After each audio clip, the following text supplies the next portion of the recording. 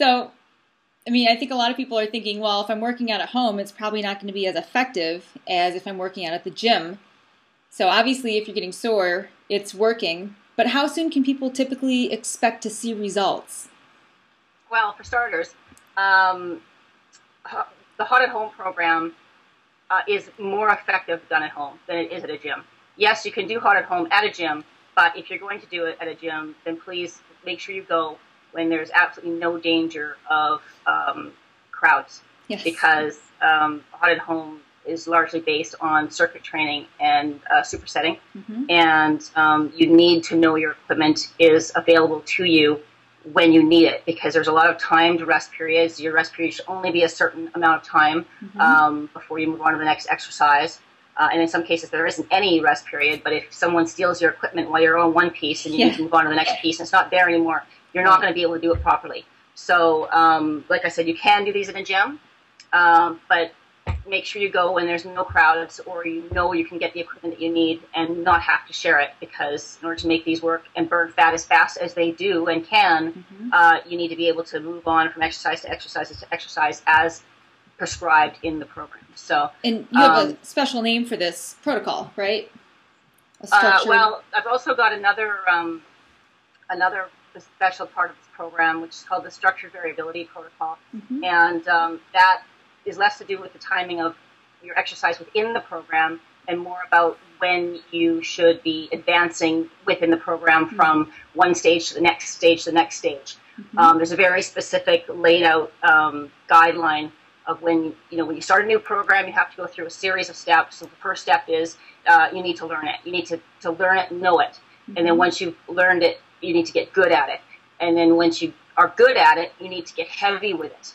And then once you've gotten used to the heaviness, you need to get heavier with it. So, and it's all very sort of specific when these steps need to happen. So if you can stick to those as well, you're going to make sure that you never, ever, ever hit a plateau, because your body needs two things. It needs structure in order to make your program give you the results it promises to give you, and it needs variability so that your body is very, very smart. It's got its own little brain, and it knows when you're doing something to it that it's done before. So at a certain point, your body's going to get used to the workout that you're doing, and you're going to stop seeing results. So you need to know when to exactly advance it in order to keep seeing results. And then once you take everything you can out of that program, the next step is to move on to the next program. So I've got about 40 weeks worth of programs that you can do that are all that all adhere to this structured variability protocol. And as long as you stick to moving it on in the right stages at the right times, you're never going to hit a plateau. You're always going to continue advancing. So you never have to worry about what happens with other programs where you work it and then you work it to death, and you like the program so much you stay with the program. But at a certain point, all of a sudden, you're not getting results anymore because, well, your body's got you figured out. It knows what's coming. It doesn't need to work as hard as it used to.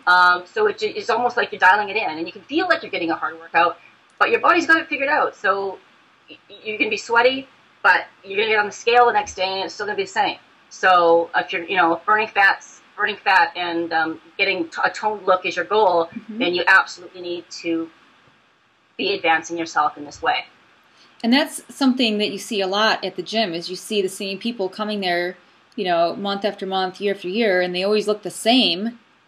So, they're either not changing their workouts, or they haven't changed their diet, or all of the above. So it's nice to know that your program has something in place to combat that.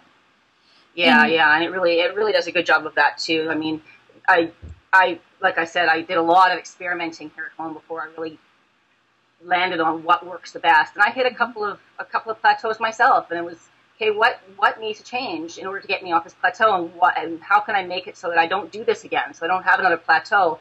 And all through my research and all my own experimentation, I found out this works the best, and it's still something I stick to this day. So, and it still keeps me progressing and still getting stronger. And I've got I don't even know how heavy my dumbbells go up to anymore, 45 or 50. I don't know, but it's a lot. Getting pretty strong anyway. Yeah.